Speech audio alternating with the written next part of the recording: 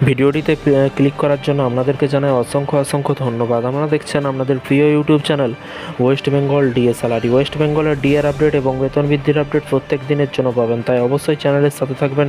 চ্যানেলটিকে সাবস্ক্রাইব করে পাশে থাকা বেল আইকনটিতে প্রেস করে রাখতে ভুলবেন না। ডিএ ছাড়াই মিলবে 25,000 টাকা। পুজোর আগেই লটারি সরকারি কর্মচারীদের জন্য বিজ্ঞপ্তি জারি করে দিল। ফের একবার কিন্তু পোয়া 12 হলো কিন্তু বাংলার সরকারি কর্মচারীদের। সামনেই রয়েছে স্বাধীনতা দিবস থেকে শুরু করে জন্মাষ্টমী, কিন্তু এসবের আগেই কিন্তু রীতিমতো কপাল খুলে গেল বাংলার লক্ষ সরকারি কর্মী এবং সরকারি কর্মচারীদের সুবিধার্থে কেন্দ্রীয় সরকার হোক কিংবা রাজ্য সরকার বিভিন্ন রকমের সুবিধা প্রদান করে থাকে এবং লক্ষ সরকারি কর্মচারীদের বিভিন্ন রকমের ভাতা থেকে শুরু করে আরও নানান রকম সুযোগ সুবিধা প্রদান করা হয় সরকারের ঘর থেকে এবং সরকারি কর্মচারীদের নানা রকম ভাতা থেকে শুরু করে কিন্তু প্রভিডেন্ট ফান্ড, পিএফ এবং জিপিএফের সুবিধার্থে কিন্তু দেয়া হয়। তবে এবার এই জিপিএফ নিয়ে কিন্তু বড় সুখবর পেলেন সরকারি কর্মচারীরা। কি বলা হয়েছে এখানে? বলা হয়েছে জিপিএফ নিয়ে বড় খবর। এখন আপনিও নিশ্চয়ই ভাবছেন যে জিপিএফ না জেনারেল প্রভিডেন্ট ফান্ড নিয়ে কিন্তু কি হয়েছে। তাহলে জানিয়ে রাখি, সাম্প্রতিক এই জিপিএফ নিয়ে বিজ্ঞপ্তি জারি করেছে রাজ্য অর্থ দপ্তর। সেখানে বলা হয়েছে এপ্রিল থেকে জুন মাস পর্যন্ত সরকারি কর্মীরা ওই মাসিক 7.1% হারে কিন্তু জেনারেল প্রভিডেন্ট ফান্ড অর্থাৎ জিপিএফের গচ্ছিত অর্থে সুদ পাবেন। আর এই নিয়ে কিন্তু রাজ্যপালের অনুমোদন মিলে গিয়েছে কিন্তু স্বাভাবিকভাবে।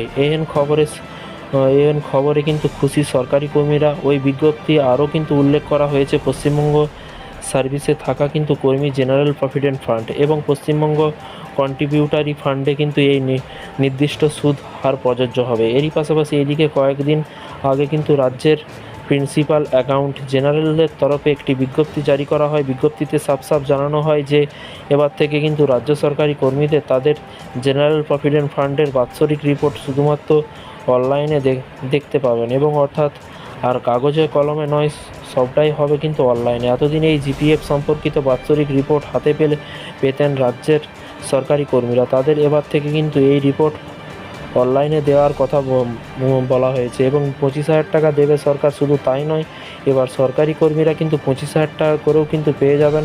ইতিমধ্যে সরকারি কর্মচারীদের উদ্দেশ্যে একটি বিজ্ঞপ্তি জারি করা হয়েছে।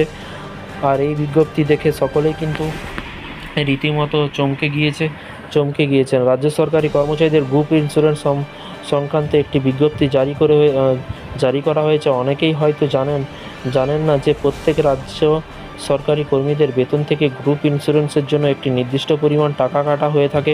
এই গ্রুপ ইন্স্যুরেন্সে 1 আগস্ট থেকে 31 আগস্ট পর্যন্ত কত টাকা সুদ দেওয়া হবে, আর এই সুদের অঙ্কটা বেশ অনেকটাই জিপিএফের সুদের হারের সমান সুদ দেওয়া হবে গ্রুপ ইন্স্যুরেন্সে।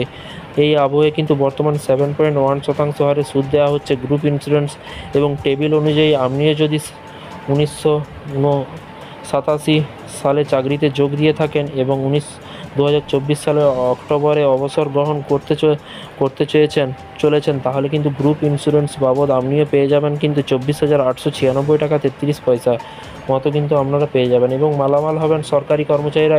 এছাড়াও 1988 সালে কাজে যোগ দেওয়া সরকারি কর্মচারীরা অক্টোবরে যারা অবসর নিলে 22,259 টাকা 3 পয়সা পাবেন এবং 1989 সালে যোগ দেওয়া কর্মীরা পাবেন কিন্তু 19,773 টাকা 40 পয়সা। 1990 সালে যোগ দেওয়া কর্মীরা 17,750 টাকা এবং 1991 সালে যোগ দেওয়া কর্মীরা কিন্তু প্রতিটা সালের কিন্তু দেওয়া আছে কোন সালে কে রিটায়ার করবেন বা কোন সালে যোগ দিয়েছেন, পুরো হিসেব কিন্তু দেওয়া আছে। তো এই ধরনের রাজ্য সরকারি কর্মচারীদের বিভিন্ন রকমের আপডেট পেতে চ্যানেলটিকে সাবস্ক্রাইব করে পাশে থাকা বেল আইকনটিতে প্রেস করে রাখতে ভুলবেন না। ভালো থাকবেন, সুস্থ থাকবেন এবং নিজের খেয়াল রাখবেন। Thank you.